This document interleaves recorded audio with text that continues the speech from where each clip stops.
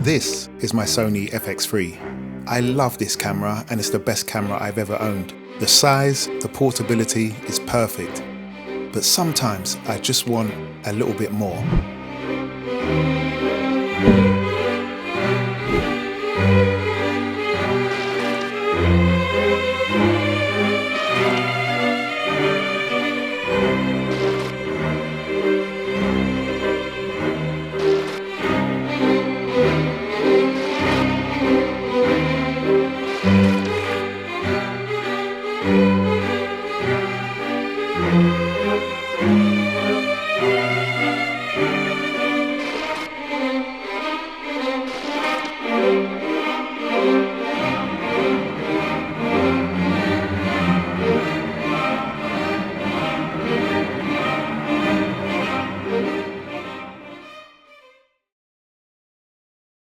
How you doing, everyone? Welcome to this video. And finally, we have got to the day where we're releasing the expansion pack for the Sony Fx3 and the FX30. Now, let's get the elephant out of the room. I know a lot of professionals are going to be asking, why did you do this? Why not just buy an FX6 or something like that? Well, I had the FX6. In fact, I had two of them. And whilst they were perfect cameras and amazing for some people out there, for me, it just wasn't really working. The size and having to work with no IBIS and stuff like that is not a problem, but it can get in the way sometimes. So I found myself using the FX3 and the FX30 most of the time. And I really enjoyed the cameras, so I just let the FX6s go, sold both of them and shoot on the FX3 now. So with the FX3, there's so much you can do because obviously you can use it stripped down or you can rig it up, and there's loads of offerings on the market, and I have a few different bits and pieces myself. So I want something that's really compact, that looks like it's a one-piece unit. And all of the offerings that I saw were great, but it just wasn't for me as a person who doesn't shoot that much anymore. Now, when I say I don't shoot that much anymore, there's still a lot going on behind the scenes. And last year, a documentary that I was a DP on for the London scenes was actually shown in Cannes at MIPCOM. And those kind of things really give me a boost to carry on in this video game. But I'm not willing to spend the money that it takes, and I never really have. I've always been a budget guy, making my own stuff, hacking and modding. And again, if you've got the money to spend on high-end gear and thousands to spend on cages and rigs and all that kind of stuff, then yeah, go for it. But me, I prefer to be really modest in what I do, and it hasn't stopped me from achieving some major goals. So with all that said, let's have a look at what the principal part is of the expansion pack. So here it is. The expansion pack, and just like we've done in the past, it's nothing more than a well thought out big chunk of plastic that is going to increase your functionality and your riggability, all while keeping the expenditure very low. This was an idea I came up with, and the design was finalized by Simon. This particular print was done by FILMATURA, and we're going to talk about FILMATURA later on, because if you don't have a 3D printer and you want to order one, then FILMATURA is your guy. So there's no need to go into real detail. I'm just going to tell you what all these holes are for, basically. So you can see at the bottom here, we have the screw to mount your FX3, and you can see I have a cheese plate hole here. So the design has been rethought out. So you're going to see the new version with the L cheese plate, which is going to give you increased strength. The Arri rosette goes here, and we have spaces for two small rig cold shoes, one on the side and one on the top. And these are recessed so the cold shoes can't spin. You're going to see tons of holes everywhere, and these are where your Helicoil inserts are going to go, and I'll explain that later on. At the front here, you can also see the holes for the 15mm rods. And again, more inserts. Now the FX3 and FX30, they have multiple vents to expel the air. Now we wanted to make sure that airflow remains as it should be. So all the hot air would go down that gap and come out the side right here. Then you can see we have the gap to pull out the screen. And that's it. Everything else is self-explanatory, where you'll put your helicoils, etc. So let me explain what helicoils are. So we've moved away from the typical heat inserts, and we now use an insert called a helicoil. And this is just a very tough spring that's made into a screw insert. To install these into your 3D printed body, you're going to need a kit. Now these kits are very cheap from AliExpress or from Amazon. I found them much cheaper on AliExpress, so I order from there, and I have a couple of kits. So these kits are mainly used for fixing threads in metal, that if you strip the screw, you can re-tap it by using these tools here. But we found that using them in plastic is so strong. The main parts that you're going to need is just this tool here. And this tool has a little kind of groove in the middle here, and this is what holds onto the thread. So if we look at the thread here, we can see a little tiny part that sticks out right through the middle. This slots on to the tool, and then it allows you to screw it into whichever kind of metal or plastic you're using. We've printed the threads in here to make it simpler for people to install. But normally when you're doing threads, you would tap it yourself with this tool. So you would connect this to some sort of wrench or some sort of pliers. You would put it into a hole, and then you would re-tap the hole. That's what tapping is. You're just making a new thread inside a body. But we're testing it with the threads because we know that people might mess up the tapping. It's very simple, but we have to assume that not everybody knows how to do everything. And I don't know how to do everything. So we have to try to make this the easiest way we can. So we're going to insert this thread now. And to do it, you just get your helicoil and put it on the end of your thread. And then we're going to put it on top of the hole. And then we're going to screw this down. You want to apply a little bit of pressure because obviously it's a printed thread. And then we're just going to keep going until the helicoil goes all the way inside and just meets the top of the plastic. Now make sure you get this right. Make sure it goes in straight, because once these go in, they're extremely hard to get out. Because these are made on like a spring tension, if you try to pull it out, the spring expands and it can't come out. And that's why we love using these. So I'm going to put another one in the other side, and then we're going to go outside and do a strength test to see how much these can hold. Okay, so we've got 10 kg here, and we're going to put this one on. A good gimbal like a Ronin 4 Pro or something like that would hold about 4.5 kg, so this is more than double. So let's see how this handles and see if it's going to snap. I suspect the bracket is probably going to snap before the inserts do, but let's see what happens.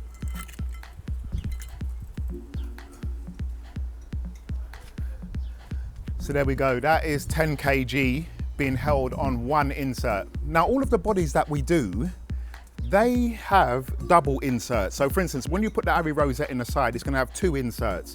So you can imagine that the insert on just the handle itself is going to hold up to 20 kg. Now, no one would ever have a rig that big, but you know, this is the kind of test what we do to see if it can handle the pressure, the stress, because a lot of people have reservations about 3D prints. They think that they're weak, they think that they'll break, they think that they won't hold or anything like that. But if you get a good design, a solid, strong design, there's no reason why good placed inserts won't hold excessively amounts of heavy weight. So here we have a weight which is 35 kg. Now, again, this is probably going to be, I don't know, maybe 10 times heavier than any rig that you're going to build. And we can just see how it handles on the weight test. Let's see if one single insert can hold this.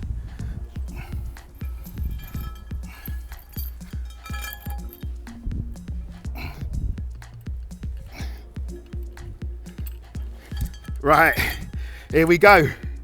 Oh, let's go, let's see. So yeah, that's incredible. Again, when you put the inserts in correctly, and you can see that the thread is 3D printed thread into the helicoil inserts, you can see how much weight these things can hold. It's absolutely incredible when you get a good print. That is incredible, man. Let's try and break it. Let's see if it will break with a bit of movement.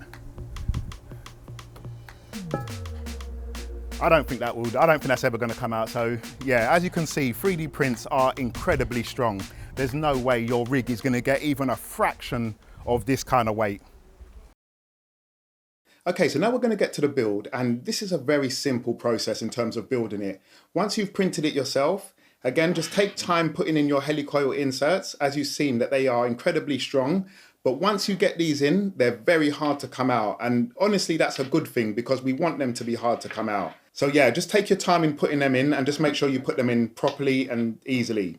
Now there's going to be a few things that you're going to need when you print this. Even though mine looks a bit different because I'm still running the old build, we've done some changes to the build which you're using. Now the first thing you're going to need to buy is a £15 L-shaped bracket. This L-shaped bracket is going to fit in a similar position to here, but the metal is going to go all the way to the back and all the way up in one piece. Now this one is going to allow you to mount, your choice of battery, whether it's V-mount, MPF, or whatever it is you want, it's going to mount it. And because it's bolted in on two sides, at the bottom and on the back, it's actually going to be much stronger than what I have here. Now, a lot of people, they said that they preferred the L-shaped cheese bracket. In fact, when I done the poll on Instagram, 99% of people said that they would prefer the L-shaped bracket. And I actually agree. That's what we went with. I actually agree. Then you're going to need this rod holder. This is from Small Rig. So it's a very cheap one. It's about £10. So far we're up to what? About £25 in parts. And then you're going to need a Arri rosette, and this will cost you about £4.50 or maybe £5 from AliExpress. So about £30 in parts. So by the time you've done print material, which is going to cost you in the region of maybe £6 to £8 or something like that, depending, because you do want to print this really thick. I would suggest somewhere in the region of at least 50% infill and maybe a wall count of 5. That's going to give you very strong, build quality on this. Okay, so as you can see, the unit itself is extremely strong. There's no way that you could possibly mount enough stuff on this to pull out these inserts or break this body here. And carrying on from what I said before, you're going to need a tripod screw with a large head. So the head diameter is about 14 mil. And the length of the shaft is about 17.5 mil. The reason why you need it long is because we've made the plastic incredibly thick along the middle here. So when you put this through, it's got to, really support your FX3, FX30, and also spread the load on the plastic. Then lastly, you're going to need 2 of these screws here. These are for your rod holder to go into the front of the expansion pack. And the length of these are 25, just say 25 mil. A bit shorter or a bit longer won't hurt, but about 25 mil. Okay, so now we've done that, let's put the FX3 in. And the way we put the FX3 in is, first of all, we open the screen. And then we put the screen on the side. And then just seat the FX3 down properly. Then we're going to turn it upside down.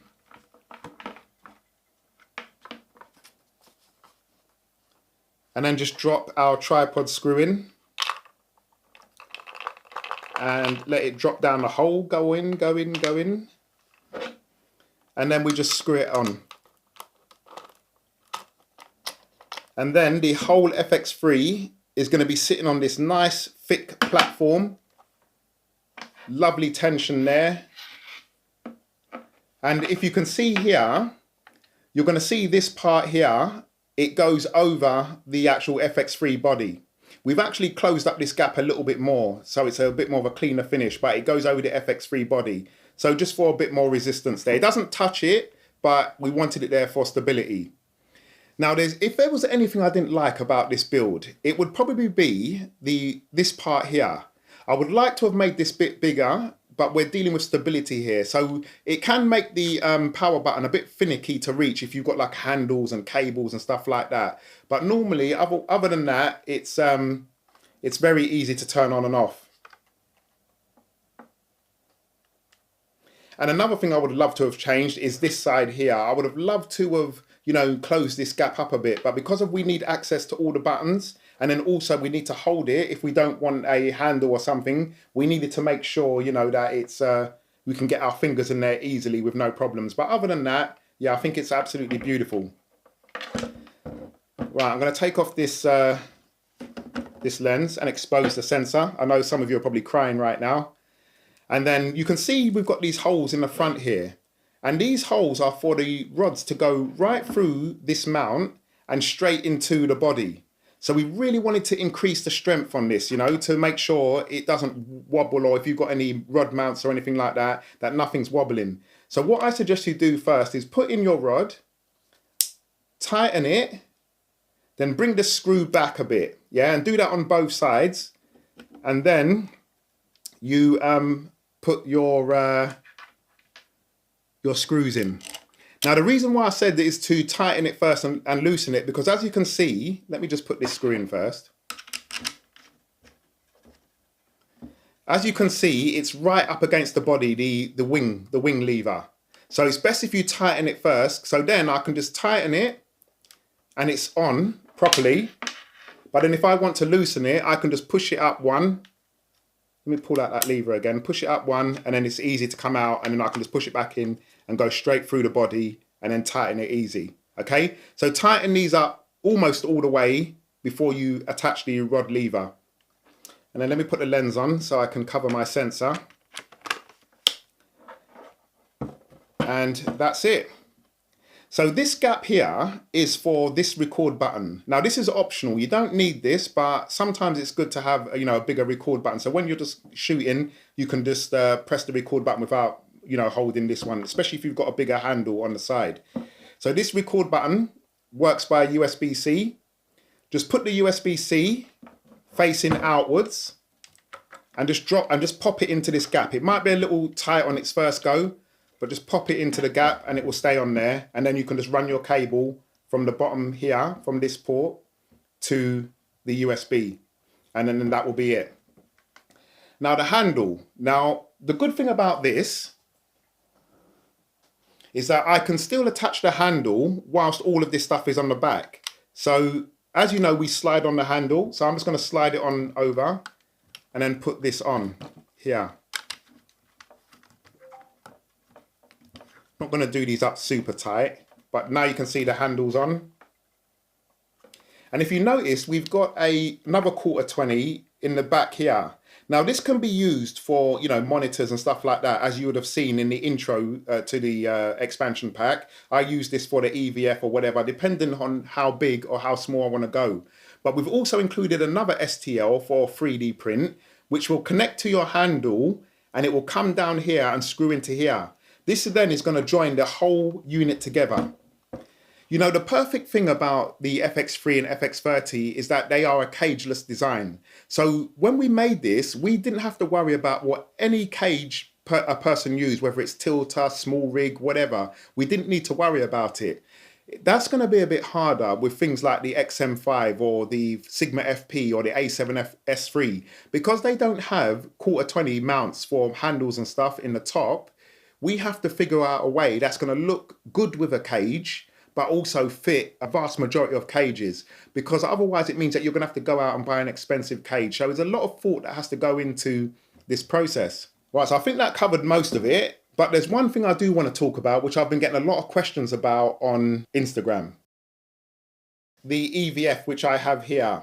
I've spoken about this so many times because it was in our the Blackmagic Micro video.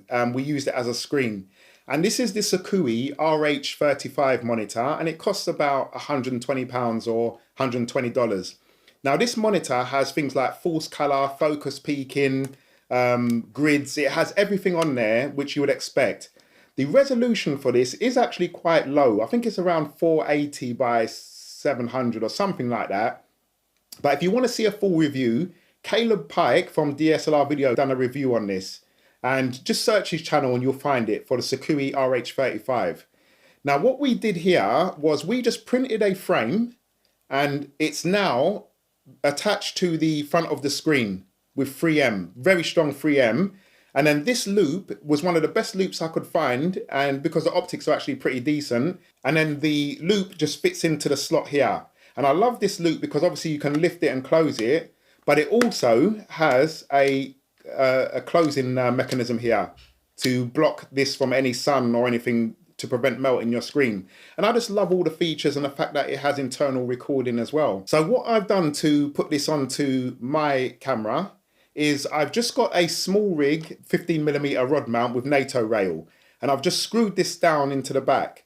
Now because it's really tucked into the back, it actually can't go left or right. It's really solid. Then from there, I put that on a rod, tighten it up, and then that just goes straight into this tilter rod holder, which is on the top of this extension. And then I tighten that up, and there we go. And that is how I got my EVF on the camera. And then if you just loosen it a little bit, then you can obviously move it up and down how you want it, and then just connect your HDMI cables, etc.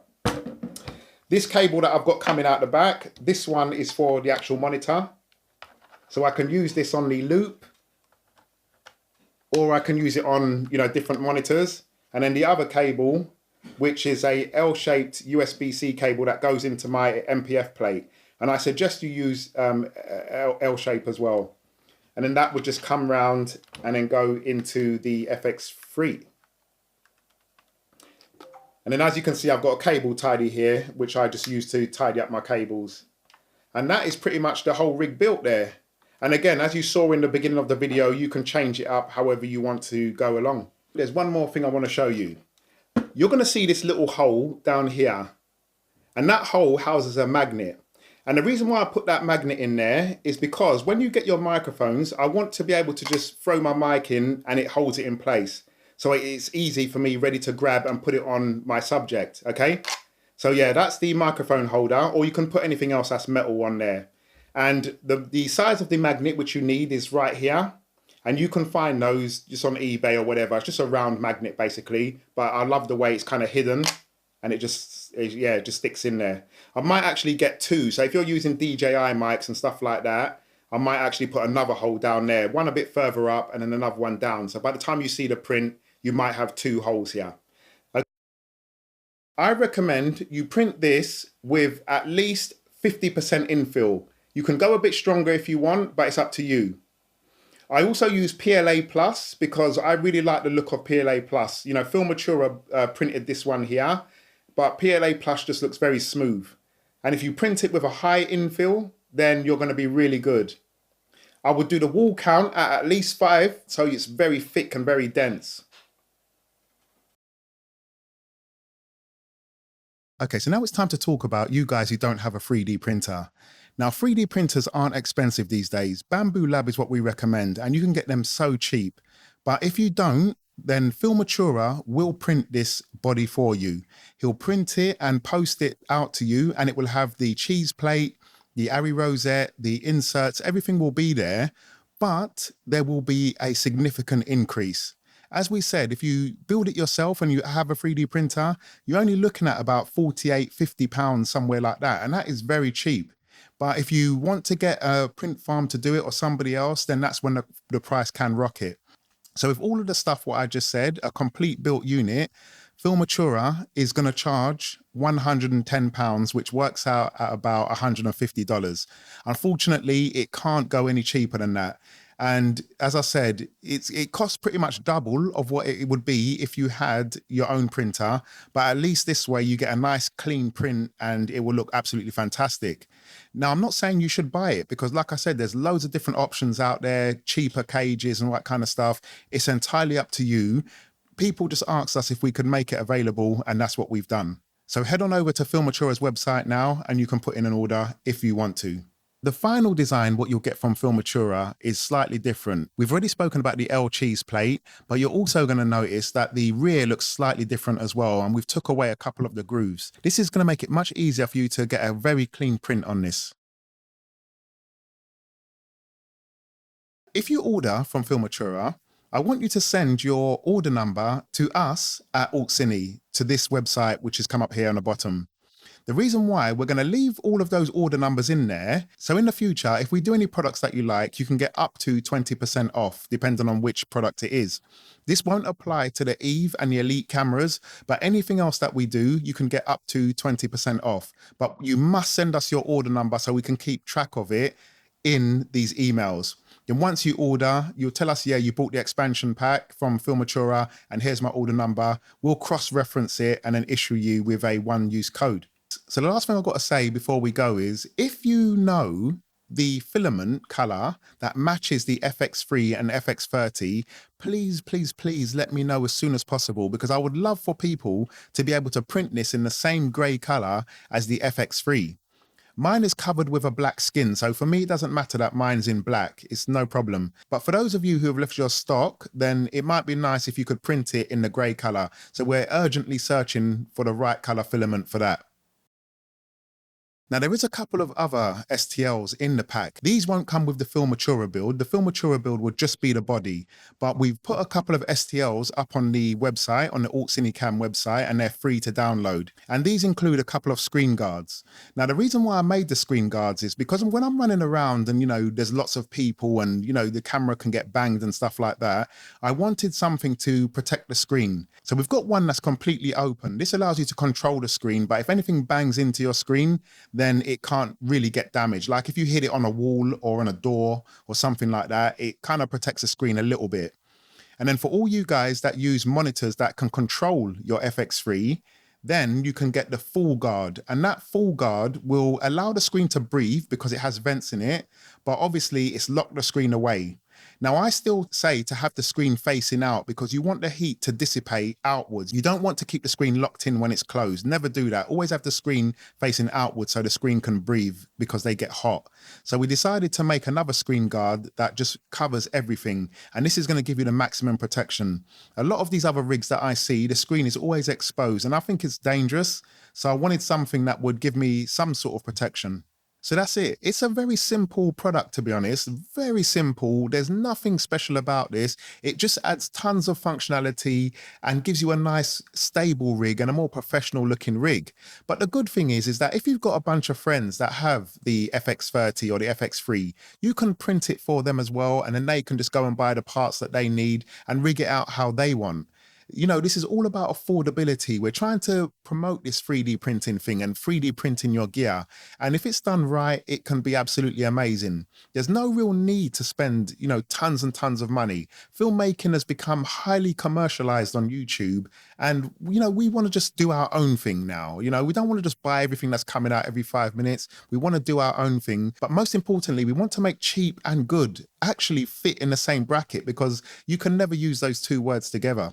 So thank you guys for supporting the channel. Thank you for supporting us by buying our products. And all of the money that we get from this will be going into the Eve and the Elite because we still got tons of work to do on the software, but we'll get to that in another video. Again, from Simon and myself, thank you so much. And I will see you on the next one. Later.